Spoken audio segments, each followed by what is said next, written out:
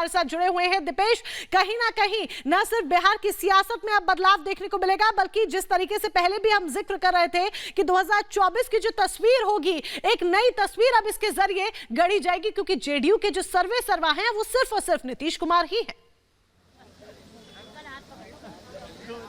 बिल्कुल, और ये सिनेरियो जो है वो बनाया गया और उसके बाद एकाएक का इस्तीफा होता है और इस्तीफे के बाद अब सर्वा जो है वो नीतीश कुमार बन जाते हैं। अभी हाल ही में धनंजय सिंह से हमने ये सवाल पूछा कि क्या इसके पीछे की एक बड़ी वजह नाराजगी थी नीतीश कुमार की, जो ललन सिंह का इस्तीफा ले लिया गया, तो वो इस बात से इनकार करते हुए नजर आए। उन्होंने कहा कि किसी नाराजगी की बात नहीं है, वो चुनाव लड़ना चाहते हैं और चुनाव लड़ने की वजह से वे पार्टी को बहुत ज्यादा वक्त नहीं दे पाएंगे। ये भी सवाल था कि क्या पार्टी के पद पर रहते हुए चुनाव नहीं लड़ सकते हैं, राष्ट्रीय अध्यक्ष क्या चुनाव नहीं लड़ सकता है, तो उसको लेकर वो कुछ भी कहते हुए हालांकि बहुत ज्यादा नजर नहीं आए। इससे इतर एक बड़ा सवाल ये था कि क्या राष्ट्रीय अध्यक्ष के तौर पर पार्टी को मजबूत करना ज्यादा जरूरी है या फिर एक सांसद के तौर पर चुनाव लड़ना ज्यादा जरूरी है। तो इन तमाम सवालों के जवाब जो है वो बहुत सारे सवाल हैं यहाँ पर। दीपेश, आपका रुख करेंगे। इस बीच एक और बड़ी खबर मिल रही है, लगातार हमारे सहयोगी बात कर रहे हैं ललन सिंह के इस्तीफे पर। विजय चौधरी का बयान सामने आया, नीतीश ने लल्लन का इस्तीफा मंजूर किया है और चुनाव की वजह से लल्लन का इस्तीफा हुआ है, ये उन्होंने कहा है।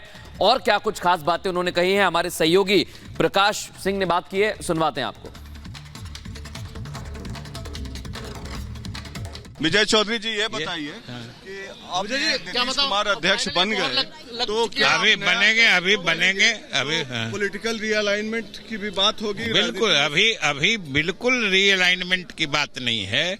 अभी सिर्फ जो हमारे राष्ट्रीय अध्यक्ष चुनाव लड़ने के कारण लगातार बाहर रहने वाले थे, इसलिए उन्होंने इच्छा जाहिर की कि इस बीच माननीय मुख्यमंत्री जी स्वयं अध्यक्ष का पद भी संभालें, जो मुख्यमंत्री जी ने स्वीकार कर लिया है। इस राष्ट्रीय राजनीति पर क्या असर? फिलहाल अभी तो हमारे पार्टी पर भी कोई असर, दोनों वरिष्ठ नेता हैं और जब राष्ट्रीय अध्यक्ष ललन बाबू थे तभी मुख्यमंत्री की प्रभावी भूमिका थी। अब मुख्यमंत्री जी राष्ट्रीय अध्यक्ष बन गए हैं, फिर भी ललन बाबू की प्रभावी भूमिका रहेगी। तो क्या बीजेपी के जो दरवाजे थे 2017 में जैसे खुले थे और अचानक सारे विधायक सीएम हाउस में घुस गए, क्या उसी तरह की पटकथा फिर लिखी जा सकती है? इस बात का उन सब बातों से कहाँ कोई मतलब है, न कोई जुड़ाव है, न कोई लेना देना है। इसलिए इस बात का सिर्फ इतने मतलब था। जुड़ाव तो है विजय बाबू, जुड़ाव इसलिए है क्योंकि जुड़ाव इसलिए है विजय जी, जुड़ाव इसलिए है कि किसी भी पार्टी का राष्ट्रीय अध्यक्ष लोकसभा चुनाव के 2 महीने पहले तो नहीं हटता है।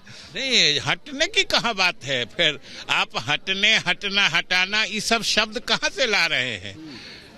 हमारे राष्ट्रीय अध्यक्ष ने कहा कि अब हम स्वयं चुनाव लड़ेंगे, इसलिए लगातार बाहर रहेंगे, इसलिए उन्होंने मुख्यमंत्री जी से अनुरोध किया, मुख्यमंत्री जी ने स्वीकार कर लिया है। और हमने कहा कि दोनों पहले प्रभावी, दोनों की भूमिका होती थी, आगे भी रहेगी। यहाँ पर बार बार इस बात का जिक्र हो रहा है कि ललन सिंह ने इस्तीफा दिया है और इस वजह से दिया है क्योंकि उन्हें लोकसभा का चुनाव लड़ना है। ऐसे में राष्ट्रीय अध्यक्ष पद की जिम्मेदारी पूर्ण तरीके से वो नहीं निभा पाने में सक्षम उस वक्त हो पाते। हिमानी का रुख यहाँ पर सीधे कर लेते हैं। हिमानी, देखिए बार बार हम बात कर रहे हैं कि 2024 पर भी इसका असर पड़ेगा, बिहार की सियासत पर भी इसका असर पड़ेगा। आगे अगला क्या देखने को मिल सकता है? What's next?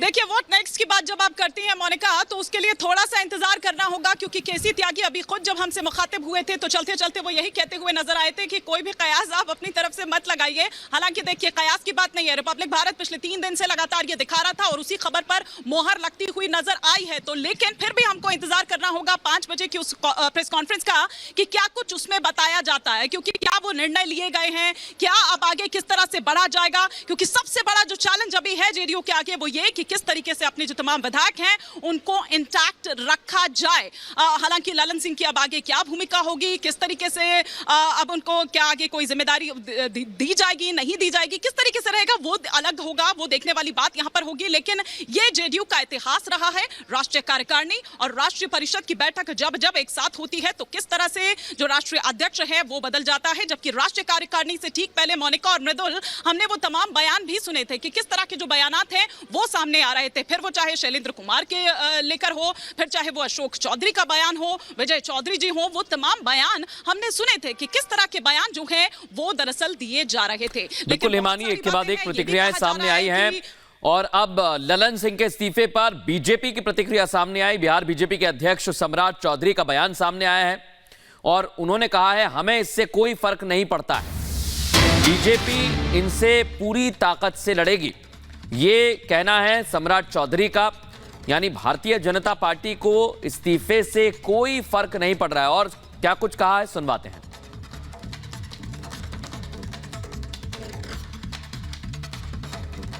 है नीतीश कुमार, दूसरे और तो है नहीं। तो नीतीश कुमार जी कभी आरसीपी जी को अध्यक्ष बनाए, कभी ललन जी को अध्यक्ष बनाए, कभी और किसी को अध्यक्ष बनाएंगे, ये उनका दायित्व है। लेकिन भारतीय जनता पार्टी का स्पष्ट मानना है कि हम पूरे महागठबंधन और इंडी गठबंधन के लोगों को हराने के लिए तैयार हैं। तो दीपेश का भी यहाँ पर सीधे रुख कर लेते हैं। दीपेश भी लगातार हमारे साथ बने हुए हैं। दीपेश, भारतीय जनता पार्टी तो कह रही है कि हमें इससे कोई फर्क नहीं पड़ता, हम पूरी ताकत के साथ लड़ेंगे, लेकिन असल में अगर देखा जाए तो कितना असर इससे देखने को मिलेगा? क्या कोई प्रभाव, कोई बदलाव देखने को मिलेगा? देखिए, एक सबसे बड़ा सवाल जो यहाँ पर ये खड़ा हो रहा था कि क्या इससे कुछ बदलेगा, इससे ये बदलता हुआ नजर आने वाला है कि अभी जो राजनीतिक हलचल है वो इसी तरह बनी रहने वाली है। ऐसा नहीं है कि सिर्फ ललन सिंह के इस्तीफे के साथ बिहार के अंदर जो राजनीतिक हलचल थी वो अब समाप्त हो जाएगी, बल्कि अब ये कहा जा सकता है कि ये आगे बढ़ती हुई या फिर इसकी शुरुआत के तौर पर नजर आ रही है। लगातार पल पल की अपडेट हम आप तक पहुंचाते रहेंगे। वक्त एक छोटे से ब्रेक का है, कहीं मत जाइए, ब्रेक के बाद जल्द हाजिर होंगे।